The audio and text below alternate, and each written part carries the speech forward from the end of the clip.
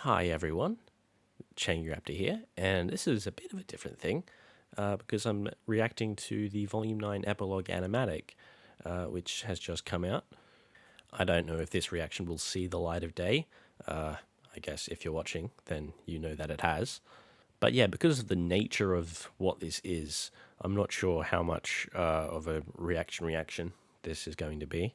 But considering the significance of it, is because it's essentially a whole extra episode that was originally going to be at the end of Volume 9, I feel like it's probably worth reacting to. So I am. I'm not sure how much of a discussion I'll do on this. I mean, there'll probably be a few things to talk about. And also given the circumstances of where we are, why this is coming out, all that stuff, maybe I'll talk about that. Maybe I won't, because, there's just it's a lot of stuff. It's a lot of emotions, and we'll see. So yeah, this is an animatic. So if you don't know what that is, and for some reason you're coming to me for the answer, it's just storyboards that have been edited together with rough audio, and that's basically it. So it's not going to be fully polished per se, but I think it'll still be very cool. Because animatics are often pretty cool in what they show about the process and stuff that could make it, could not, etc., etc. I'll probably have more to say on it if and when I do a more in-depth discussion about it. But like, for all of the people who are still at this moment, currently working very hard over at Rooster Teeth to get this stuff out in the dwindling days of that whole thing. Thank you so much. Again, will have a lot more to say, hopefully, but just for this, just thank you so much. So let's do this.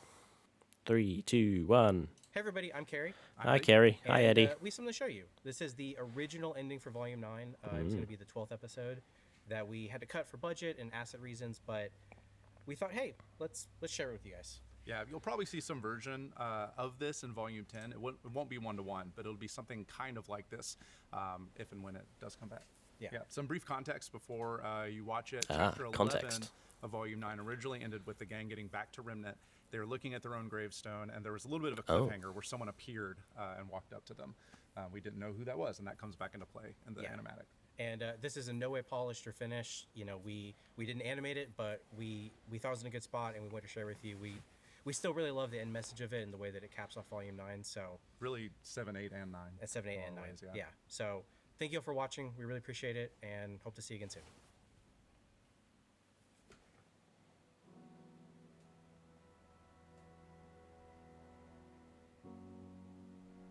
All right, and because I'm not watching through first, there probably will be an ad. I mean, you can't really bury someone that isn't there. Look at those people that I know. We needed to do something. We needed to move on.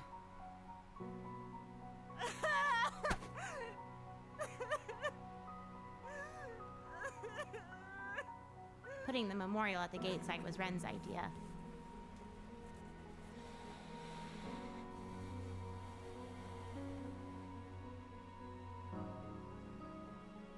I think everyone lost something that day.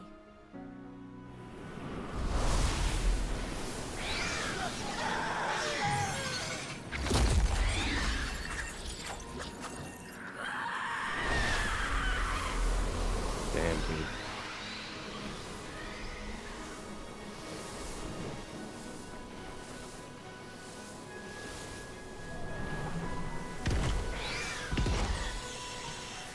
Whoa. The hell is that?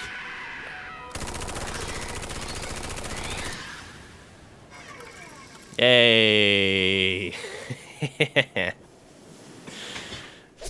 What's up, gang? When the sandstorm cleared, we saw Ambrosius had kept his word. We were just outside the city. It was a relief for us. But for the vacuums... Run! This way! Come on! Hurry! To the city!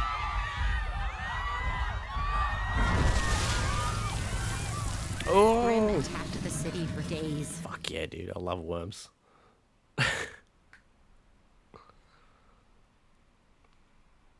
Things have calmed down since then. But there's still something worrying me. The last thing we need is a kingdom of orphans. It's not our fault we're here. Hey. No one came to help us when we needed it. We've had our own problems. The world doesn't revolve around Atlas. What's wrong with orphans?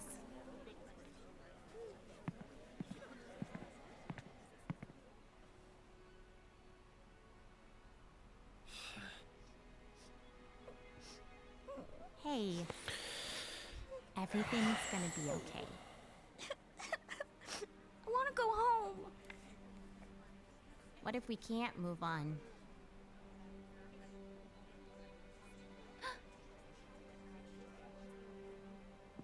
What if we're all just too scarred? If there was anything I wish I could borrow from you, RWBY, it would be your certainty. You always believed things would work out. All the way up until the moment they didn't.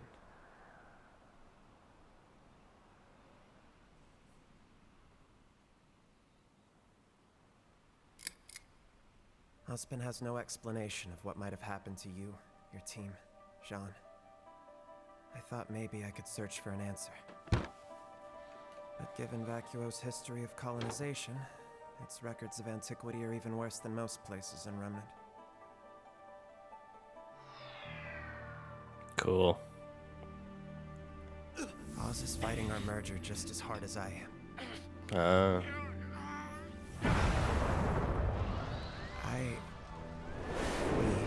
in unforeseen territory now. Everyone worries the next Grim Assault will be the last. Too many people to take care of. Too many emotions. And dwindling time. Cool. Oh, man. Always believed in the best. Saw people for who they really were. Some of us don't know anymore.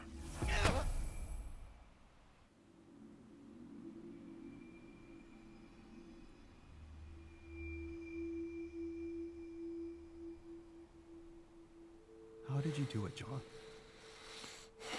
How did you go from the boy beacon to the leader at Atlas? When you lost so much in between.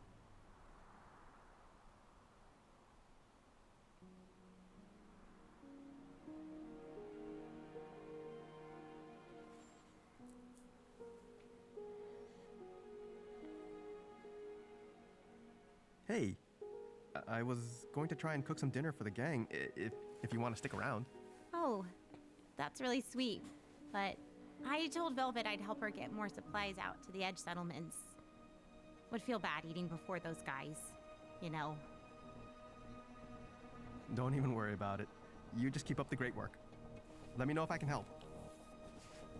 You got it.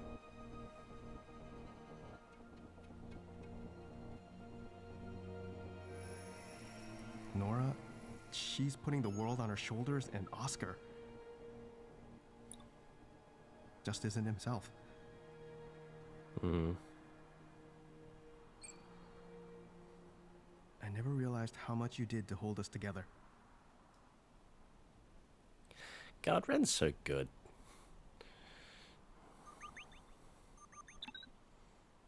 Yatsu, hey, I was just about to...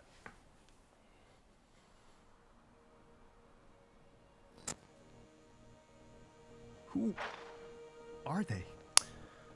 Ah.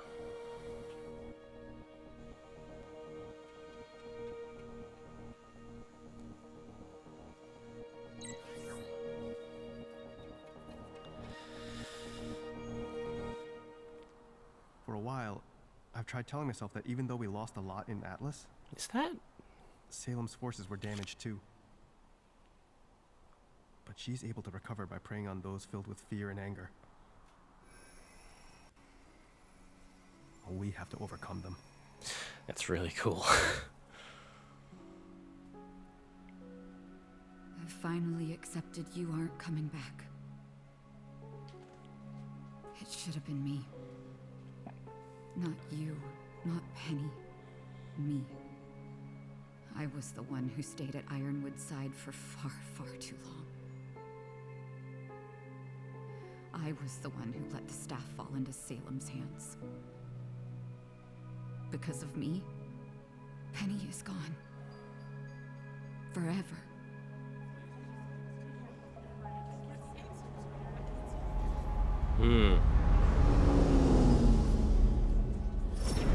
God, I'm gonna have to reread the books, aren't I? Oh shit! Hey, this... The Winter Maiden, Mishni. What's happened? When Salem left Atlas, she came to Vale, and now there's nothing left.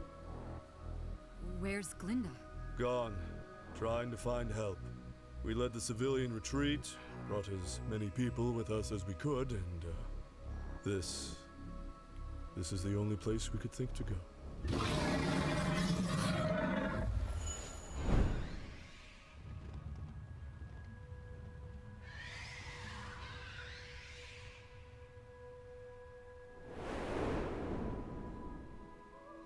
You were the one who believed in people. You stole it! Give it back! I didn't steal Who it! had faith they could be good. Whitley, Mother, they've worked hard to make amends. To fit in.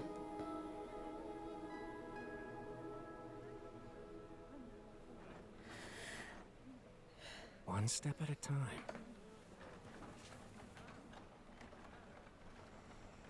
But no amount of determination or hard work will change where we find ourselves now. Filthy schnees! Not so high and mighty now, are you? What's it like living at our level? That's Issa. I'm sorry. Yeah. We're leaving. Okay?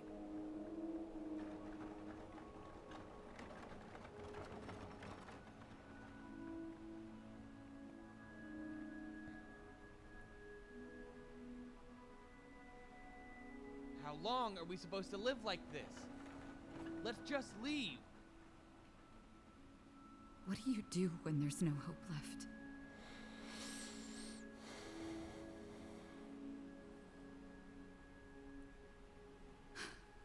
You would know what to do, sister.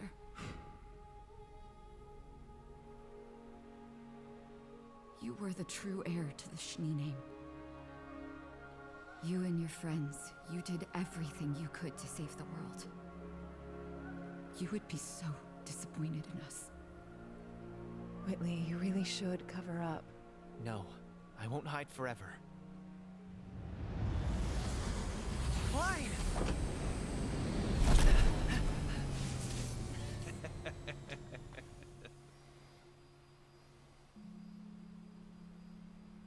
Hey, what did she do? I saw the glow. Maybe it's for the best that you didn't have to see this waste.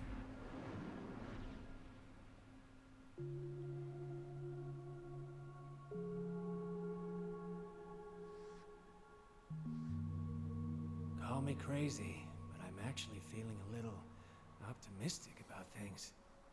Go figure. Don't get me wrong, it's bad. In fact, it's probably never been worse.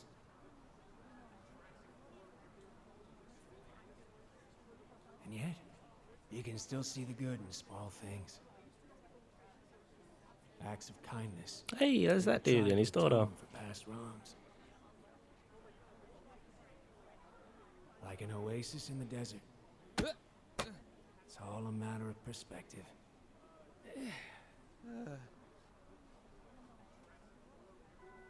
I guess an old friend taught me that.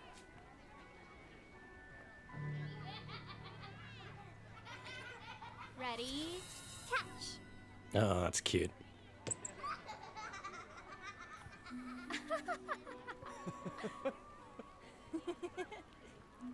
What was so important that I needed to come all the way down here? You can't spend all your time taking meetings in shade. Come on.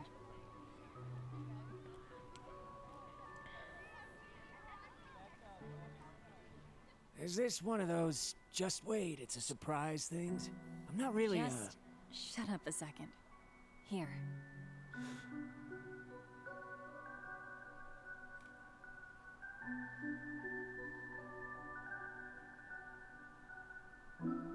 Things might be bad, but my biggest regret is that none of you are here to see the good that you started.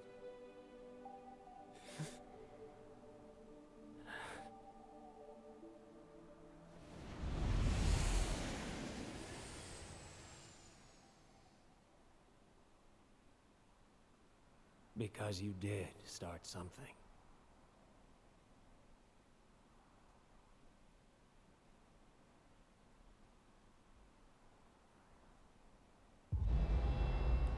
Yeah.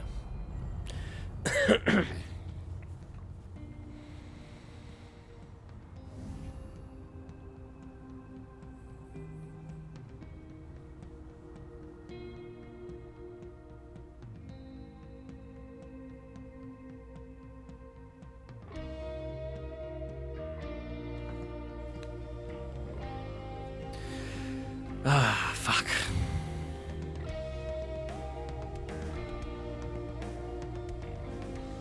But how? You sent a message.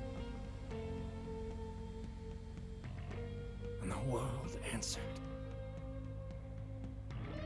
Hey, Qrow, are you coming to the meeting or...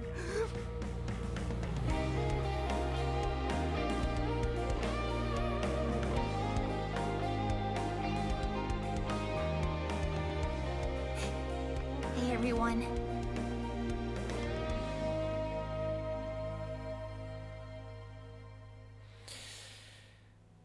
Fuck. Oh, shit. We're getting actual concept art. Can you believe it? Oh my god.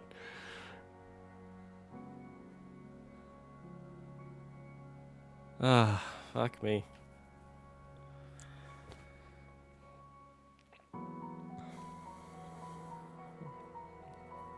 Dude.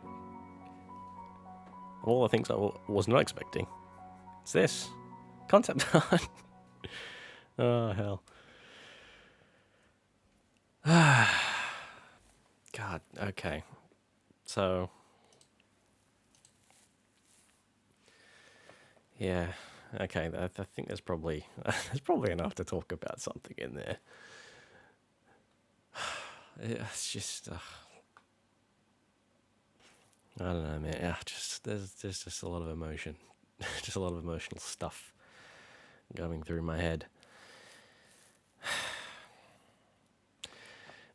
Yeah, that was wonderful. God, I just, fingers absolutely as crossed as much as they can be crossed, that we can hopefully one day see that fully realized, and obviously the rest of it as well.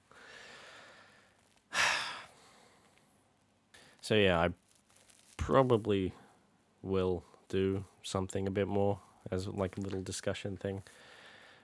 So I guess we'll cut to that right now. Right, so let's chat. First and foremost, just to get out of the way, I love that the background characters are all here, especially my boy Banjo guy, absolute king.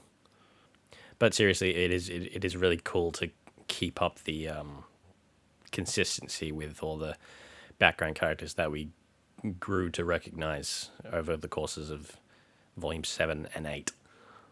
Really great to see Coffee again. I mean, it's not like it was the biggest surprise in the world to see them, considering what the books are about. And given how important the books seem to be shaping up to be for what will happen in Vacuo, it's probably even less of a surprise that Coffee showed up. I do wonder if they will play a more significant role in this part of the story, or whether they'll just continue to be more background. It seems like they're sort of set up to play some sort of, not like super like major main character role, obviously, but there to do something. And on that note, we also see Sun and Neptune.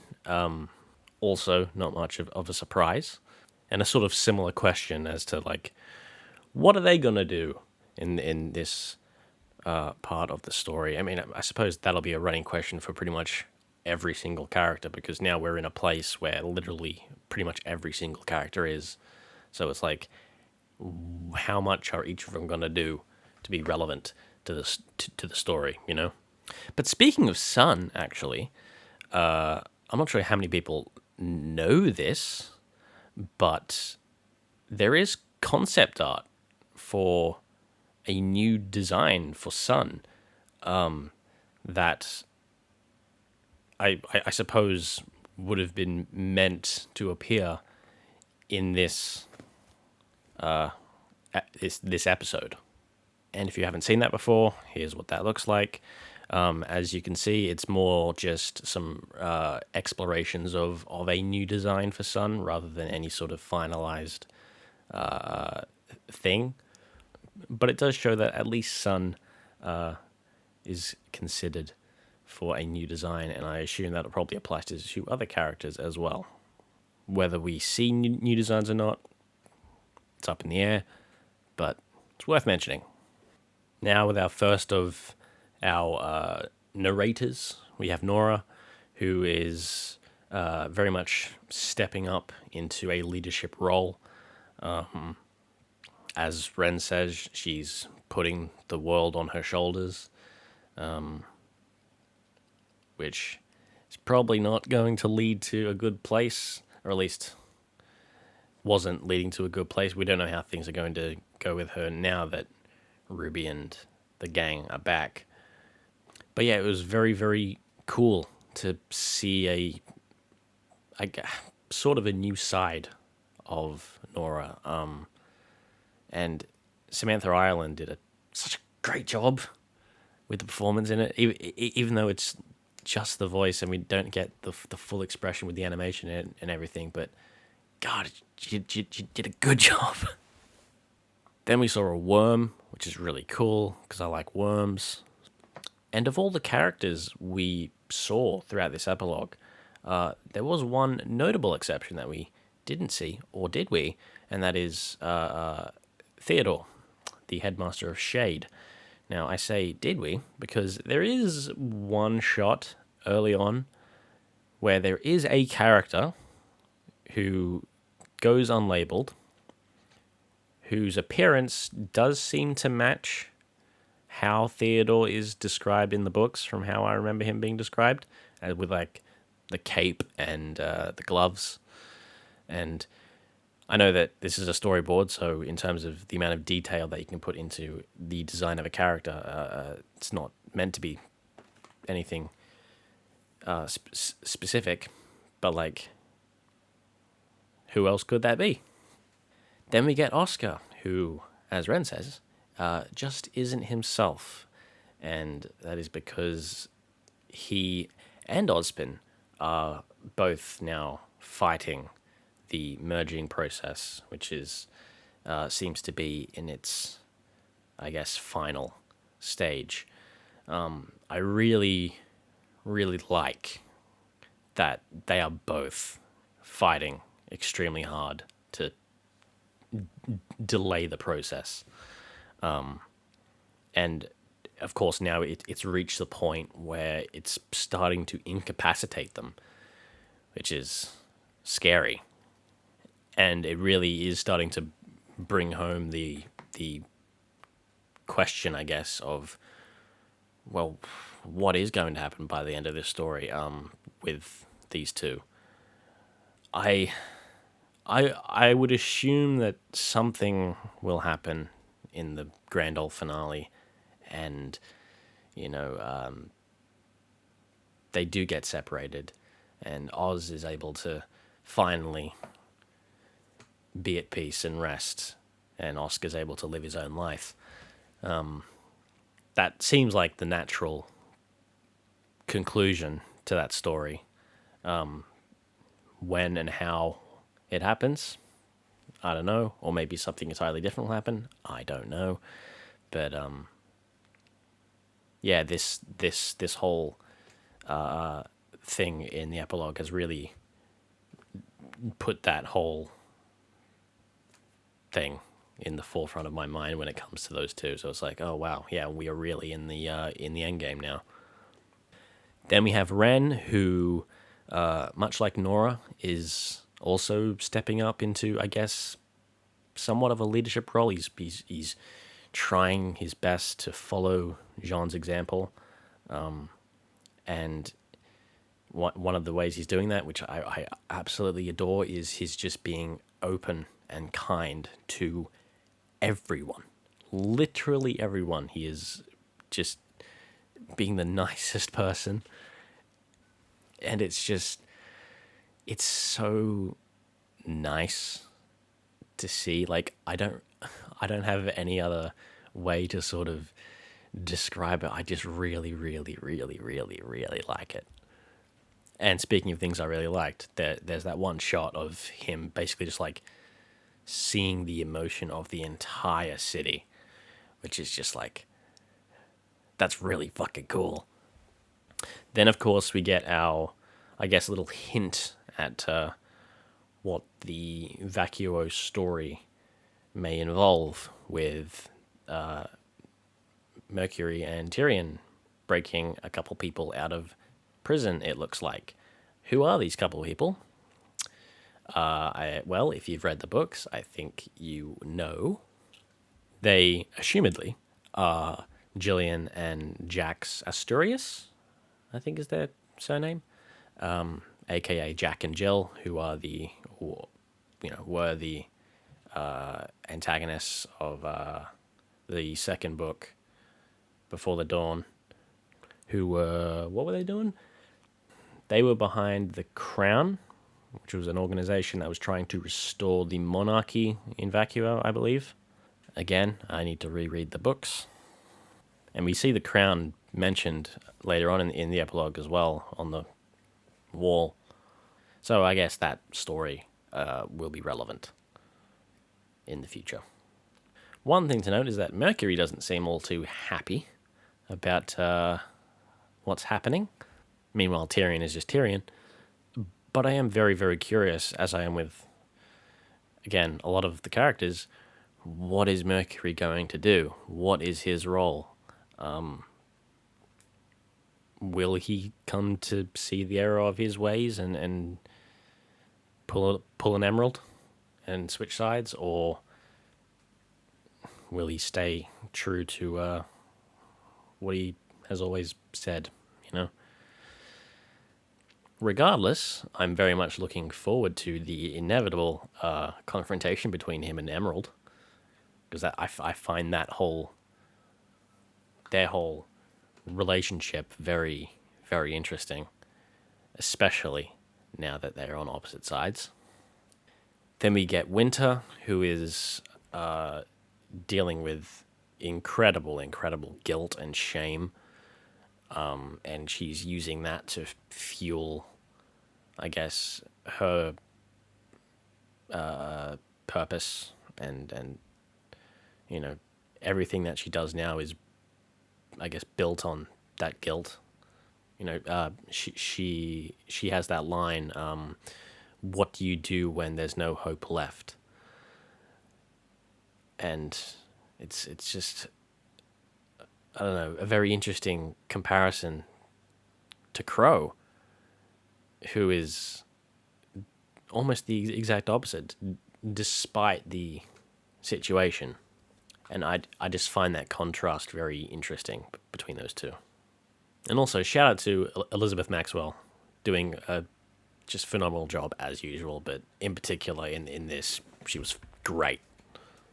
Then we get the arrival of Port and Oobleck and I suppose a lot of Vale's civilians, in which we learn that Salem has attacked Vale after leaving Atlas, and there is, quote, nothing left. I do wonder what that means exactly. Did she just raise the whole city, or is it just overrun? I don't know. I'd love to find out. Does beg the question, why did she attack Vale? Why did she not go to Vacuo, as has been her plan? The obvious answer would be that she's looking for the Relicate Beacon, but maybe there is something else going on, and I guess we'll have to wait and find out. Glinda. Glinda is out searching for help.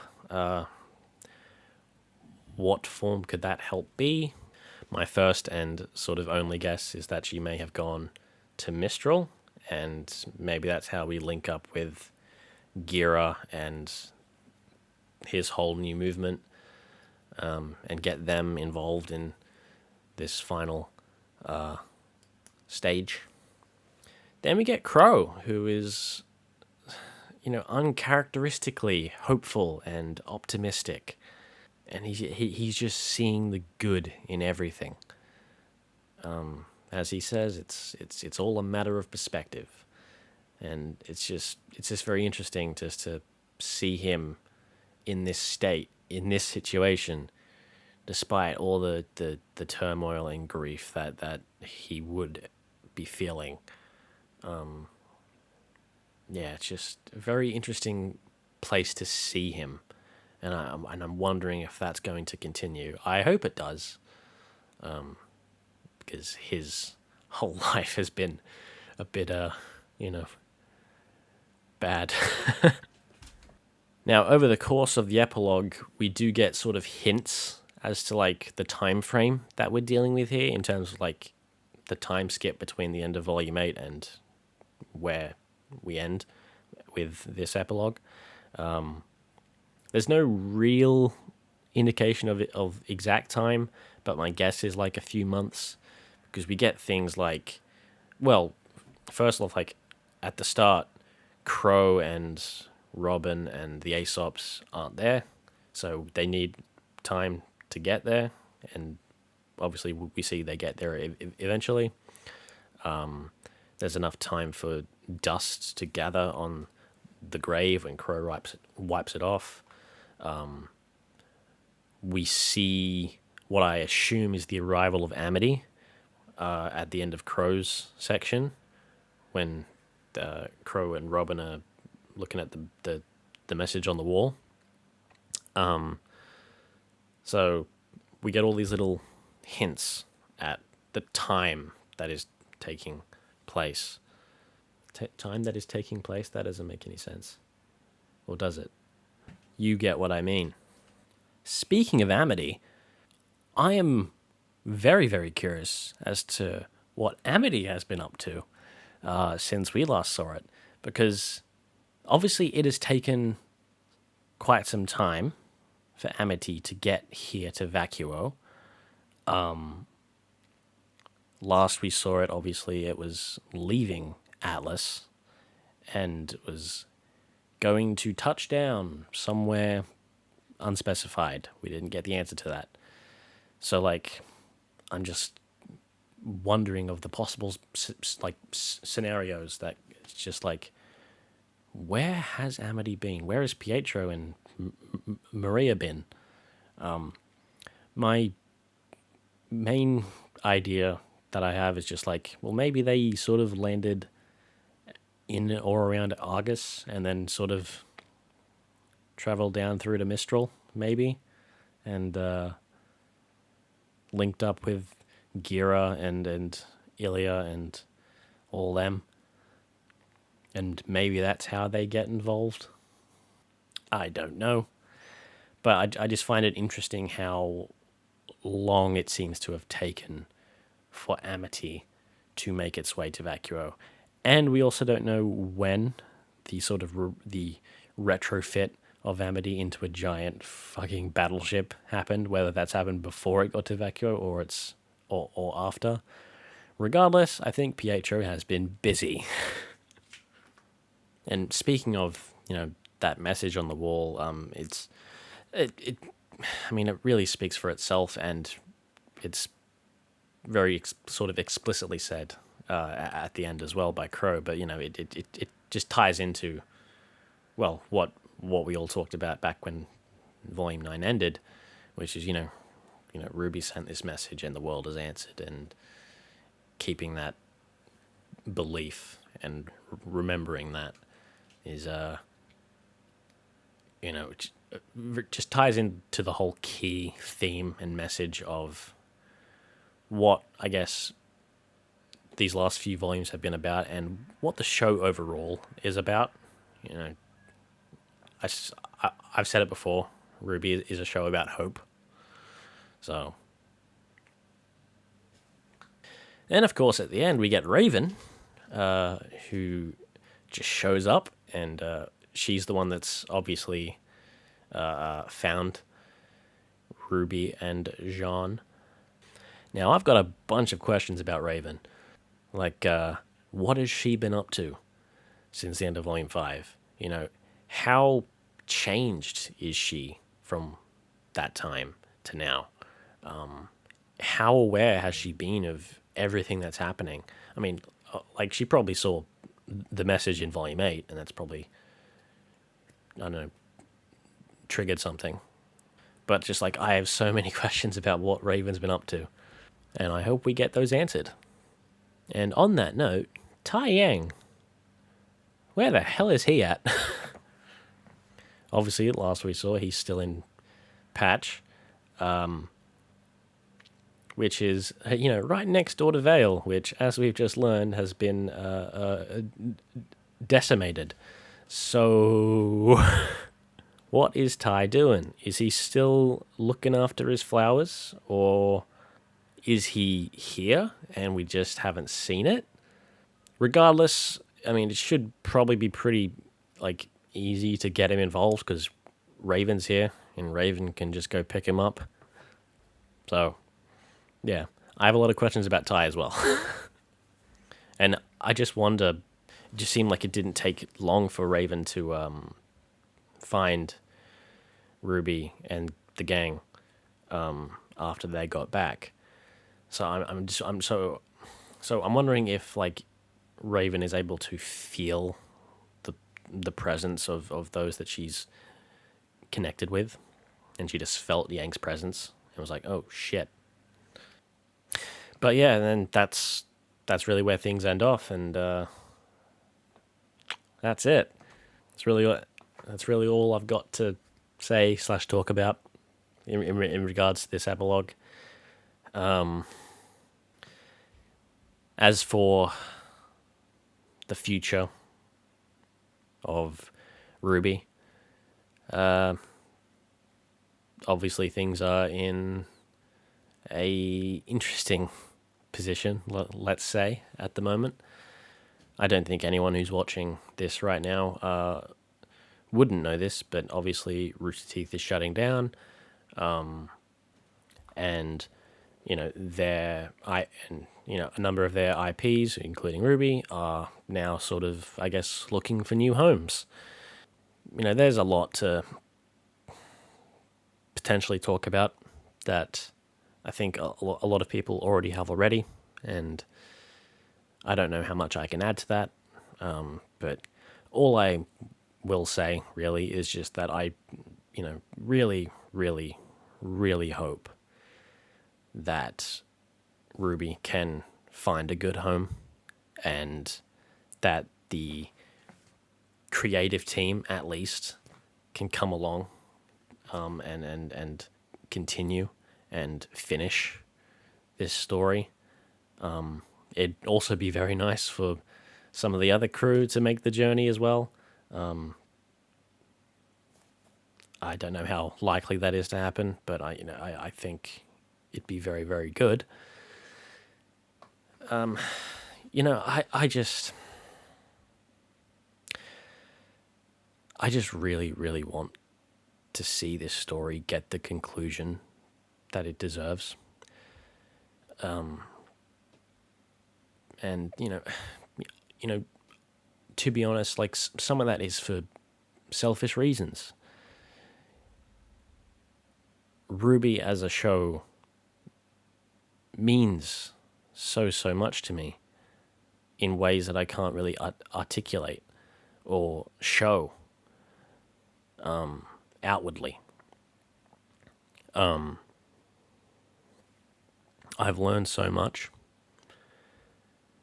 So much of who I am is tied into what this show has been and will continue to be, regardless of what happens.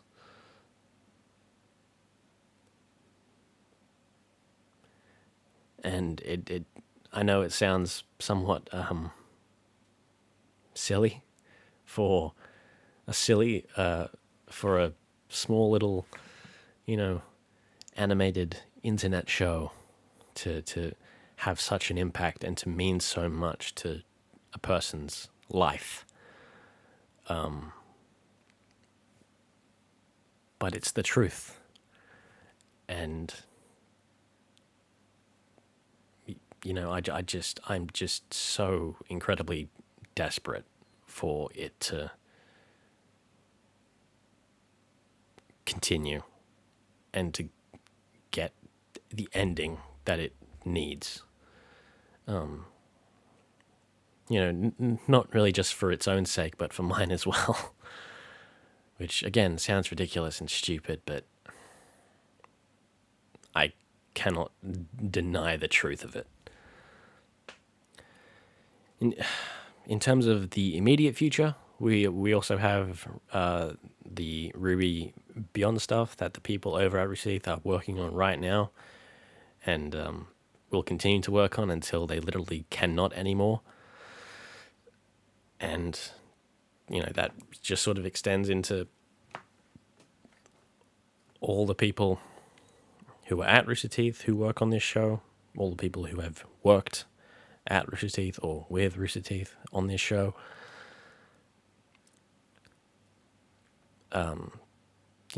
I really do not have the correct words or the amount of words to express how much gratitude and thanks and love that I have for every single one of you. Again, kind of silly to be talking like this about people who I don't really know, and they don't know me. But we are sort of connected by the work that they've done. And there's just something, very, I guess, interesting about that. I don't know what I'm saying, really. I'm just rambling and dealing with emotional things about something that is, again, in the grand scheme of things, pretty silly. Hopefully, it comes across as to just how thankful I am to the show and every single person who has put a hand on it. Because without it, I literally would not be who I am. And who I am is a person that I'm very proud to be.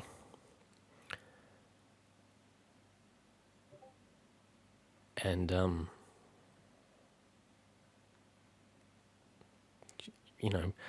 among the many other reasons why I am the way I am, I do truly believe that this show is one of the most significant, parts of that. And again, I'm just rambling now, but yeah. Thank you. That's really it. Thank you so much. Anyway, that will probably do it for me. I will probably also do reactions to RWBY Beyond when that happens. So we've still got stuff to do. I will continue doing music stuff because it's just, a constant love and passion. I've got my lists of my favorite musical moments from each volume. That those videos will continue to come out as I work on them, which I don't know how long that'll take because 1, I'm lazy, 2, I'm at university, so that takes up a lot of time, and 3, I don't have a 3.